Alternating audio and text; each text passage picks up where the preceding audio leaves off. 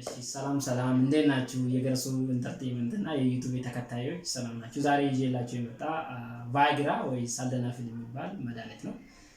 እሱም እንግዲህ በተለምዶ ሰዎች ብዙ ወንዶች የተጠቀሙ ችግር ያመጣ ስለሆነ ይህንን ችግር ለመቅረፍ ሃይላይት የሆነ ኢንፎርሜሽን ለመስጠት ነው ማለት ነው። ቫይግራ ወይ ሳልደናፊል የሚጠቅመው ለሬክታል ዲስፋንክሽን ያላቸው ሰዎች ወይ ደግሞ የወንድ ልጅ ብልት አለመነሳት ችግር ያላቸው ሰዎች የሚጠቀሙት ነው ማለት ነው። ከዛ ውጪ በመዝናኛ የተጠቀሙ ብዙ ፕሮብሌም ይዞባቸው የመጣ ስለሆነ ማለት ነው። ቫይግራ ማለት ነው እንዴትስ ነው ስራ የሚሰራ ብለን ስናይ ደግሞ ቫይግራ ማለት ስራ የሚሰራ ብለድ ፍሎ ወደ ብልት እንዲጨምር የብልቱ ሳይዝ የብልቱ ጥንካሬ ጨምሮ አለመነሳት ችግር የነበረው ብለድ ፍሎ ወደዛ በመጨመር በመስራት ብልቱ እንዲነሳ ያደርጋል ማለት ነው። ስለዚህ ከህይወት አጋሩ ጋር ለማኖር ወይም ደግሞ የራሱን ማለት ነው። ስለዚህ ቫይግራ እንዴት ነው መውሰድ ያለብን? መጀመሪያ መውሰድ ያለብን ቫይግራ በሐኪም ትዕዛዝ መሆን አለበት ወይ በጤና ባለሙያ ያረጋገጠ ማዘዣ ያለ ሰው መሆን አለበት የሚወሰደው ማለት ነው።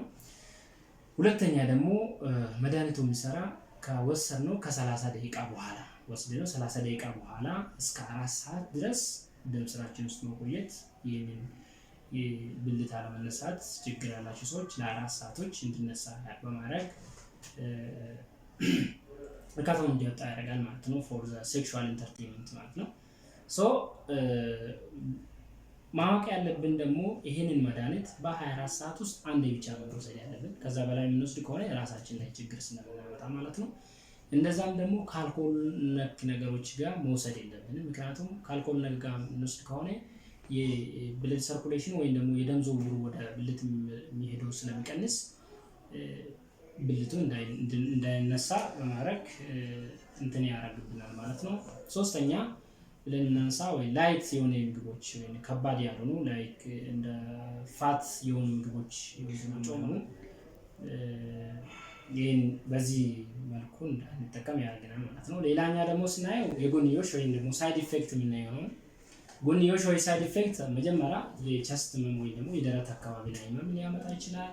የደም ዝውውርን በመቀነስ ሃይፖቴንሲቭ የምንለው እሱን ሊያመጣ ይችላል። ምክንያቱም ወደ ጭንቅላታችን የሚሄደው ደም ዝውውር ከቀነሰ ያው ሲንኮፕ የምንለው ወይም ደግሞ ራሳችን ስለምንስተው ያንን ችግር ሊያመጣብን ይችላል።